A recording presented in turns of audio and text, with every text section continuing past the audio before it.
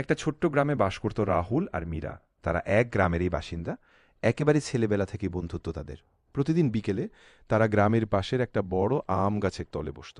গাছটা ছিল তাদের সোনালী স্বপ্নের জায়গা, যেখানে তারা নিজেদের দিনের গল্প, স্কুলের কথা আর ভবিষ্যতের স্বপ্ন শেয়ার করত। রাহুল ছিল খুব চঞ্চল, সবসময় হাসি খুশি আর মজা করতে পছন্দ করত। মীরা ছিল শান্ত, তবে তার ভিতর এক গভীর ভাবনা আর আবেগ ছিল। তারা দুজনেই গাছের নিচে বসে গল্প করতে করতে বড় হলো, একে অপরের স্বপ্ন, ভয় আর আনন্দের সঙ্গী হয়ে উঠল। স্কুলে পড়ার সময় রাহুল আর মীরা একসাথে পড়াশোনা করত। পরীক্ষার পর একে অপরকে উৎসাহ দিত। গ্রাম্য মেলায় তারা একসাথে গিয়ে গান গাইত, নাচত আর বন্ধুদের সাথে সময় কাটাত। একদিন গ্রামের পাশের নদীটায় তারা মাছ ধরতে গেল, আর সেদিনে সেই ছোট্ট মাছ ধরা অভিজ্ঞতাটা তাদের বন্ধুত্বকে আরও মজবুত করে তুলল।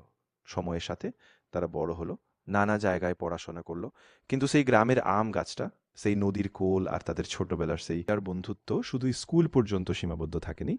তারা একসাথে গ্রাম থেকে শহর পর্যন্ত পাড়ি দিল।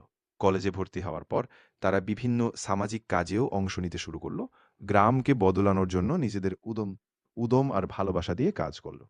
ধীরে ধীরে তারা শুধু বন্ধু নয়, একে অপরের জীবনের পথ প্রদর্শক হয়ে উঠল।